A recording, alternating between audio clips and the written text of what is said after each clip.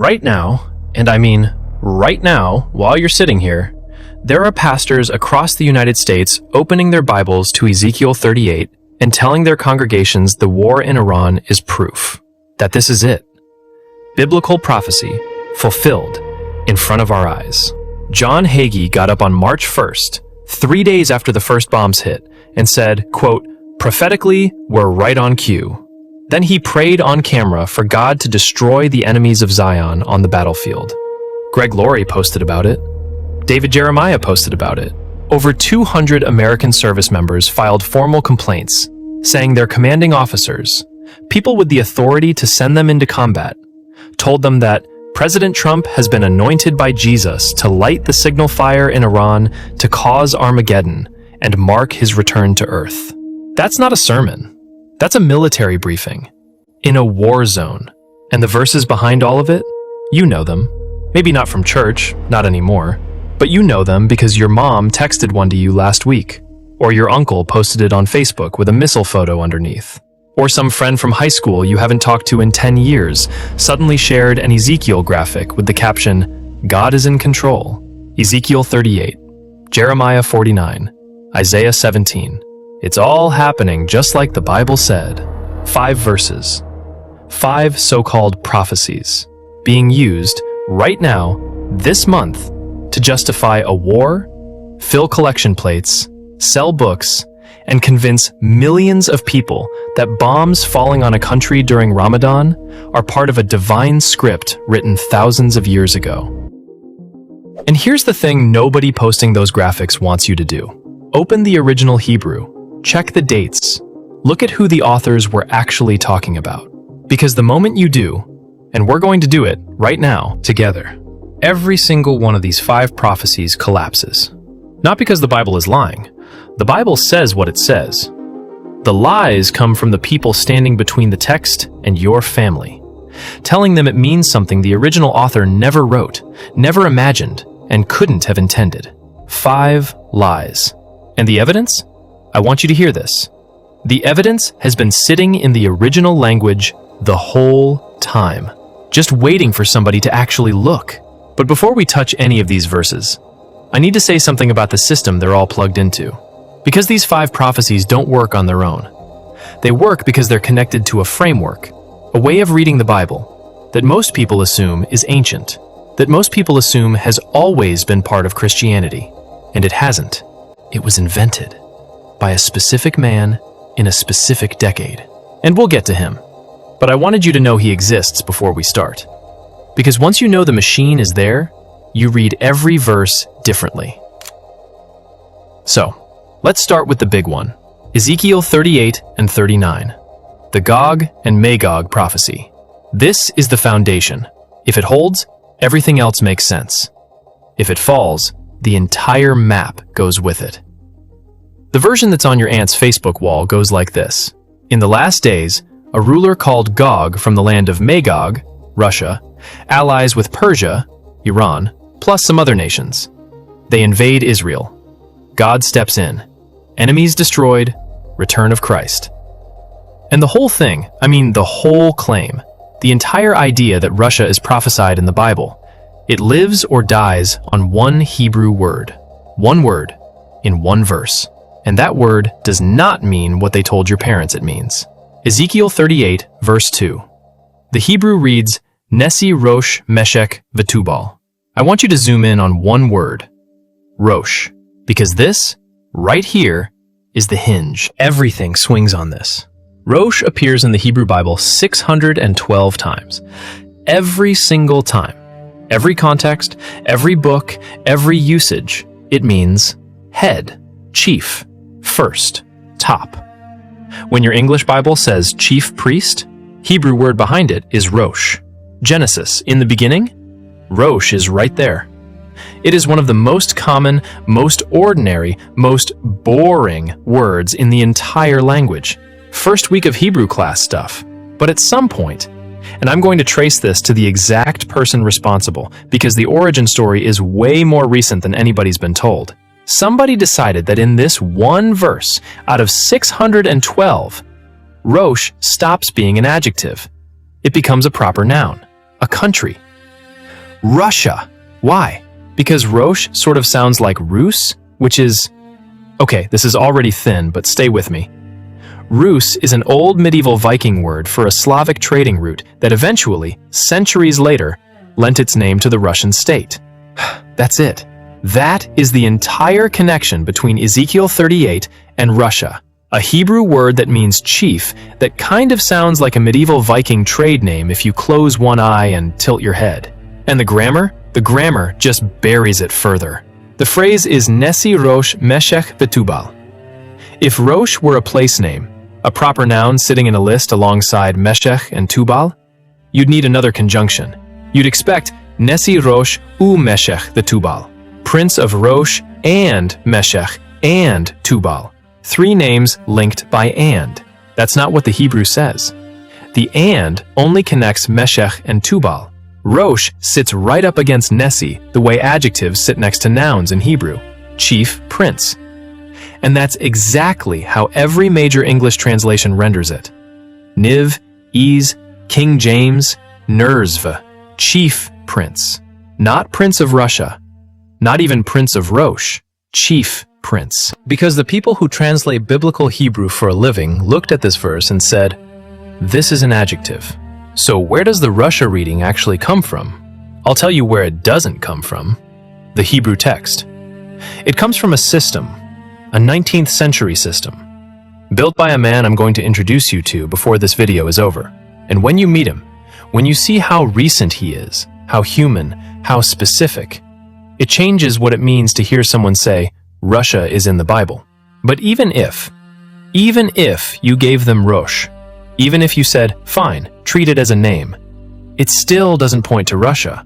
The earliest real-world identification of anything resembling Rosh as a people group shows up in Assyrian cuneiform records, the actual clay tablets from the empire that dominated the region in Ezekiel's time. And those records connect the name to a group called the Rashu, who lived in Anatolia, modern Turkey, not Russia. Not within 1,000 miles of Russia. And it gets worse, because it's not just Rosh. Every name in Ezekiel 38:2, every single one, when you trace it through actual archaeology, actual ancient records, actual civilizations that existed in the 6th century BCE when Ezekiel was writing, they all point to the same place, Magog. Real scholars, ancient Near East historians, cuneiform specialists, people who've spent decades in this material, they've connected Gog to Gyges, 7th century BCE king of Lydia. Assyrian records call him Gugu. Gugu of Ludu, that's Western Anatolia, Turkey. And Magog just means the land of Gog. The prefix ma in Hebrew indicates place of. Ma, Gog, land of Gyges, Lydia, Turkey. Meshech, the Mushki in the Assyrian tablets, Central Anatolia, Turkey. And this isn't even controversial. Mark Hitchcock, who is a dispensationalist author, a guy who believes in the end-time system, even he admits the scholarly identification of Meshech and Tubal with the Mushki and Tabali, the Mushki and Tibareni of the Greek sources. All Anatolian, all Turkey. Tubal, the Tabali, same region, Turkey. So, every name, Gog, Magog, Rosh, Meshech, Tubal, all of them, when you follow the actual evidence instead of the Facebook graphic, point to ancient Anatolia, modern Turkey. Not one of them, not a single one, has anything to do with Moscow or St. Petersburg or Russia in any form. And I need you to sit in that for a second. Because think about what's riding on this. Think about a 22-year-old soldier in the Middle East being told by his commanding officer that the war he's fighting was prophesied in Ezekiel. Think about your mom reading a Haggai book and feeling genuinely comforted that God has a plan, and this is all part of it. Think about your uncle nodding along in his living room because the man on TV sounds so sure, so confident, so absolutely certain, and all of it, the whole architecture, traces back to somebody looking at an ordinary Hebrew word and saying, that sounds like Russia. That's the foundation they built it on. and it's sand. Now, the comeback. I grew up hearing it, and I know you did too, because it sounds reasonable the first time. Okay, fine. Maybe the Russia part is shaky, but Persia is right there in the text. Ezekiel 38:5. Persia, Cush, and Put. Persia is Iran. You can't get around that. And, look, in one narrow technical sense, they're right. Persia is an ancient name that overlaps geographically with modern Iran. Nobody disputes that. But watch what happens when you actually read the full verse instead of just screenshotting the one word that matches the headlines. Ezekiel 38:5 lists 3 allies of Gog. 3.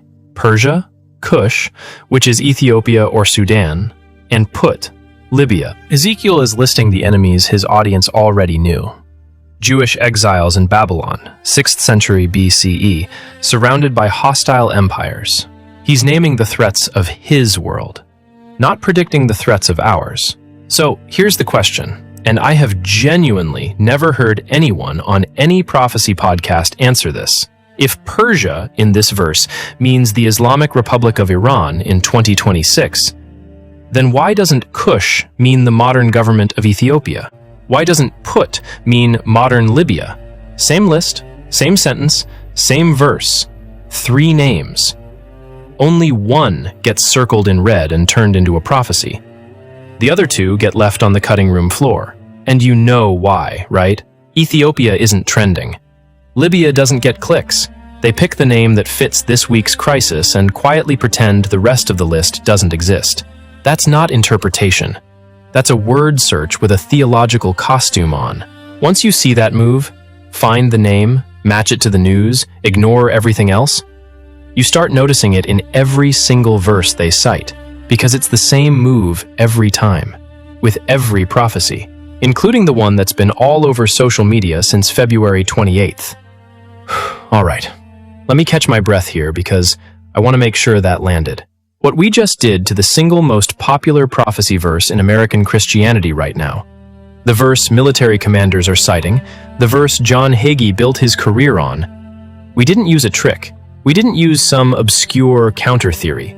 We used the Hebrew, the actual, original 612 other instances Hebrew, and it says chief, not Russia, and every ancient name in the passage points to Turkey. That's prophecy number 1. And it's not wounded, it's done. Which brings me to the one that genuinely makes me angry. Not because it's clever or subtle or hard to disprove, because it is embarrassingly easy to check. 5 minutes with a study Bible and the whole thing falls apart. And yet, millions of people shared it this month without anybody anywhere in their orbit telling them to look at the date. Jeremiah 49:35. Behold, I will break the bow of Elam, the chief of their might. You've seen this one. Not in church, probably. On your phone. On Instagram. On some relative's timeline. The verse pasted over a photo of an Iranian missile installation. The bow of Elam equals Iran's nuclear program. The chief of their might equals their warheads. God said he'd break them. America and Israel just bombed Iranian nuclear facilities. Prophecy fulfilled. Share. Tag someone who needs to hear this. Okay, let's talk about Elam. Because what Elam actually was, and what those Instagram posts are telling people, it's not a gap, it's a canyon. Elam was a real civilization, ancient, centered in what is now the Khuzestan province, a specific region in the southwestern corner of Iran. Not Iran, the nation, not the Islamic Republic, not the government in Tehran. A province-sized ancient kingdom in one corner of a much larger landmass. And I keep coming back to this comparison because it's the one that makes it click. Saying Elam is Iran is like saying Cornwall is the United Kingdom. Cornwall is technically inside the UK. But a prophecy about Cornwall from 600 BCE is not a prophecy about Parliament. That would be, come on. You see how that works. But here's where it goes from wrong to infuriating.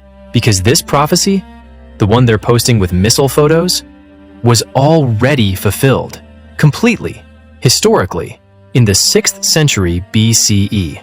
And it's not ambiguous. It's not one of those could go either way situations. The fulfillment is documented. Jeremiah is writing between roughly 626 and 580 BCE. Elam, in his time, was a real political entity that had already been devastated by the Assyrians under Ashurbanipal. That's around 647 BCE. After Assyria collapsed, Elam got absorbed into the Babylonian Empire under Nebuchadnezzar II. Babylonian raids hammered the region around 596 BCE. And then, exactly, specifically, precisely as Jeremiah describes, the Elamites were scattered. Their military power was shattered. Their territory was swallowed, first by Babylon, then by the Persian Empire under Cyrus. The bow of Elam, their ability to fight, broken by Babylon. While people who heard Jeremiah preach were still alive. But verse 39, they always say. I know. I've read it 50 times this week on 50 different posts. Jeremiah 49:39. But in the latter days I will restore the fortunes of Elam, and their eyes light up. Latter days? That's the end times. That's now! Here's the problem.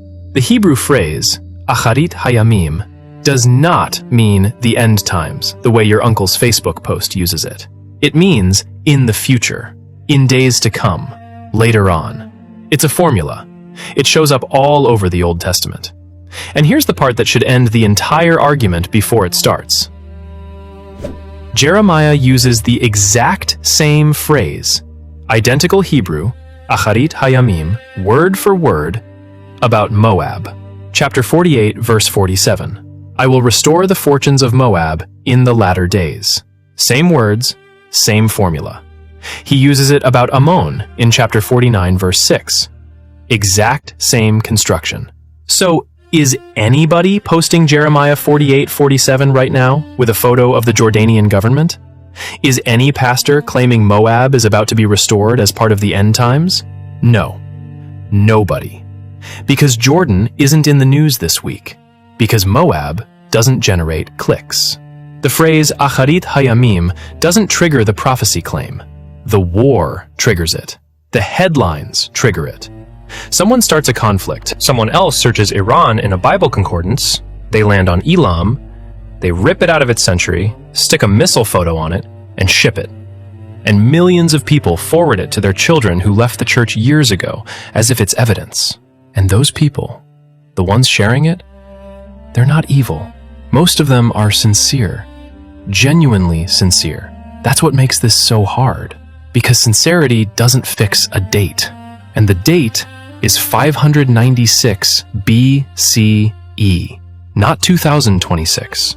Has anybody in your life who's sharing these verses ever been shown the context? I mean, really? Have they ever been told, even once, that Jeremiah 49 was fulfilled by Nebuchadnezzar? That the latter days phrase appears in prophecies about Moab and Ammon that nobody thinks are about the future? Has anybody in their world ever said that to them? Because I've been watching this cycle for years, and I don't think anybody has. And I think that silence, that deliberate, institutional silence about context, is its own kind of lie. Okay, number 3. Moving faster here because this one doesn't need a long setup. It's a knockout punch that takes about 30 seconds once you know the one piece of information nobody mentions. Isaiah 17:1.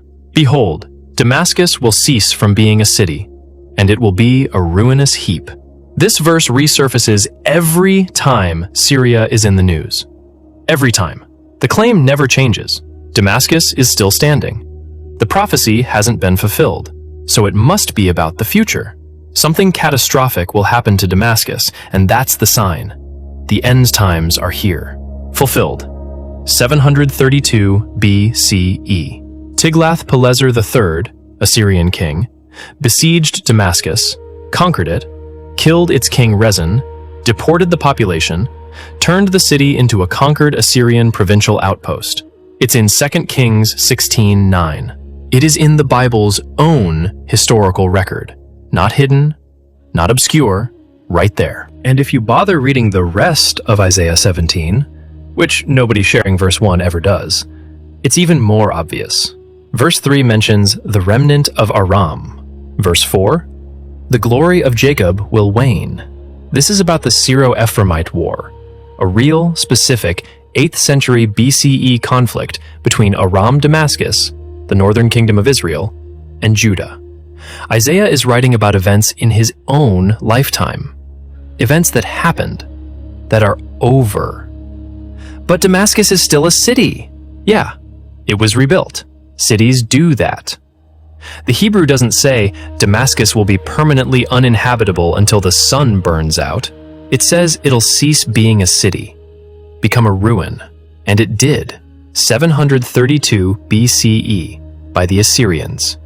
Rebuilding Warsaw doesn't mean the Nazis never destroyed it. Rebuilding Damascus doesn't mean Tiglath-Pileser never conquered it. 3 down. And you might be thinking, okay, 3 is enough. 3 misapplied verses. Point made. We can stop. We can't. Because the 4th one isn't just a misapplied verse. It's a text that isn't even a prophecy at all, and churches are using it like one right now. Psalm 83. You've seen it circulating alongside the Ezekiel posts. The claim? Psalm 83 lists a coalition of nations that will conspire to destroy Israel. Edom, Moab, the Ishmaelites, Ammon, Amalek, Philistia, Tyre, Assyria.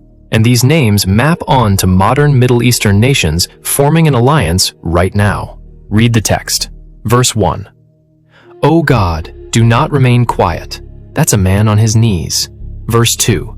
For behold, your enemies make an uproar. He's describing what's happening to him, not what's going to happen to you. There is no "thus says the Lord" in this psalm. No vision, no divine decree, no prophetic formula of any kind.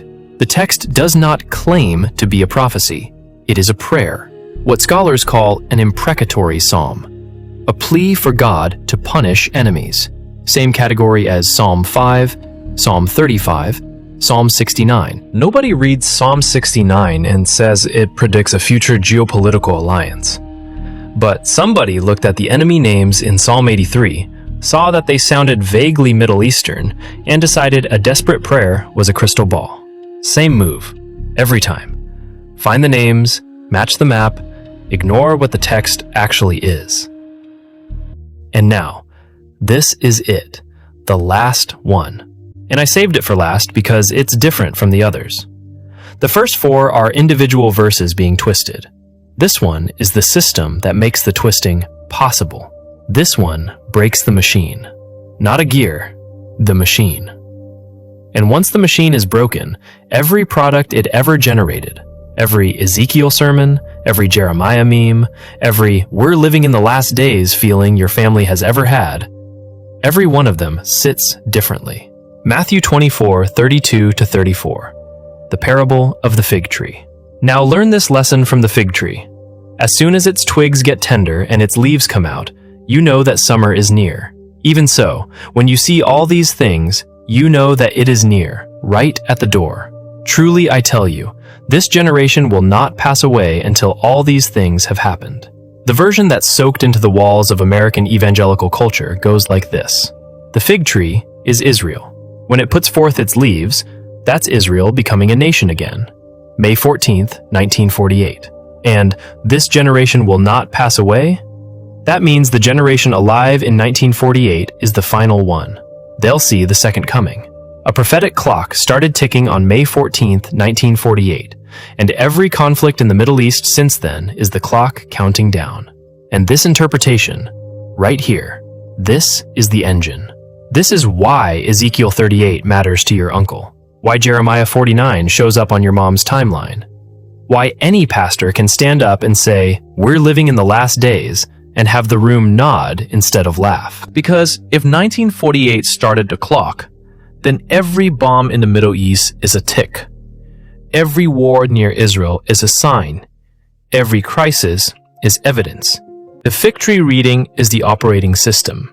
Everything else, Gog and Magog, the bow of Elam, Damascus, all of it, those are just apps running on it.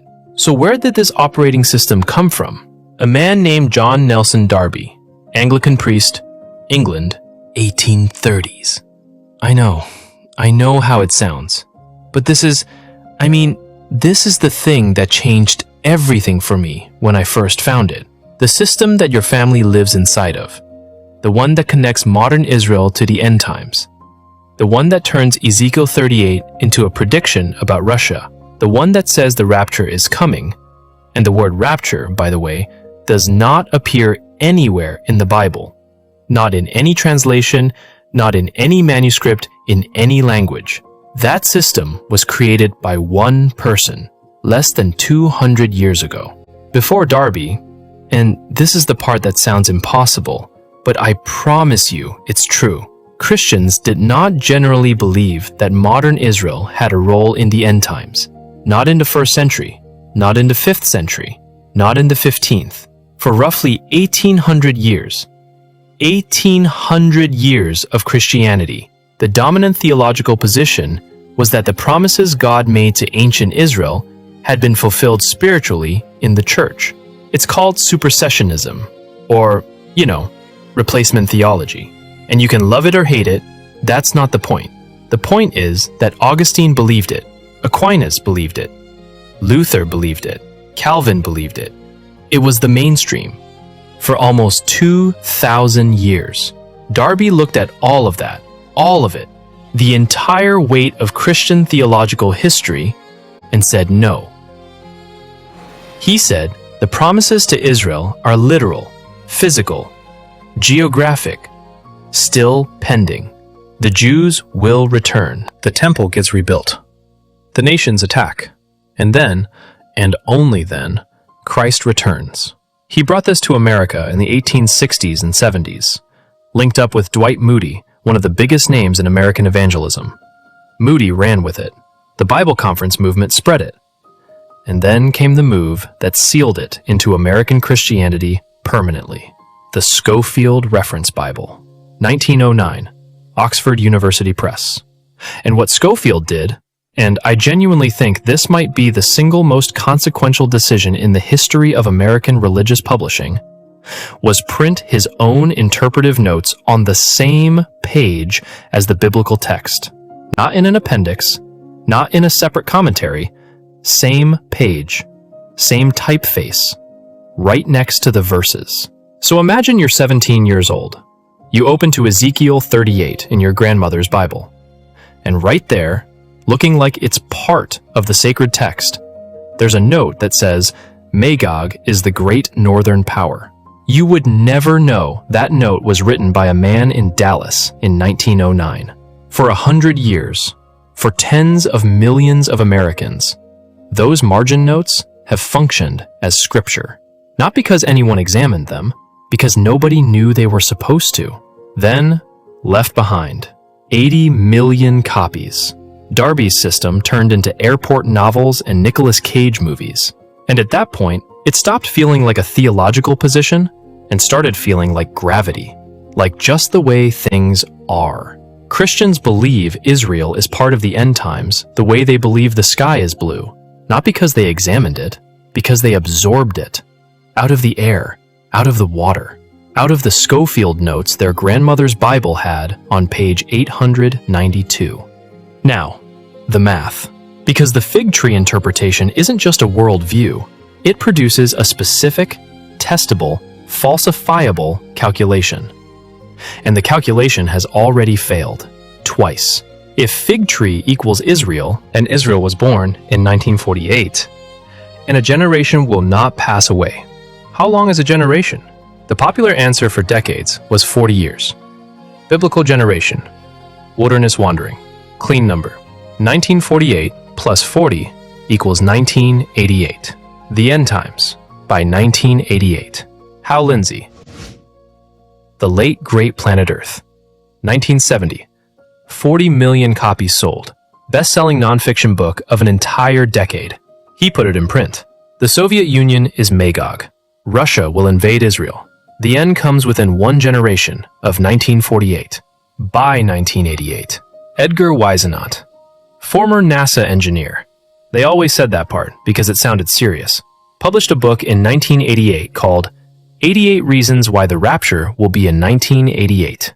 4.5 million copies. The rapture did not happen in 1988. So he published, and I swear on everything, this is real. This is a real thing that happened.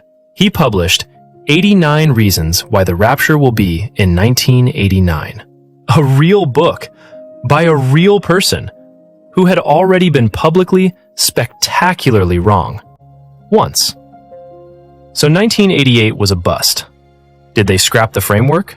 Did anyone say, maybe our entire system for reading these texts is wrong? No. They adjusted the number. A generation isn't 40 years. It's 70. Psalm 90:10. 1948 plus 70 is 2018. Okay, 2018 then.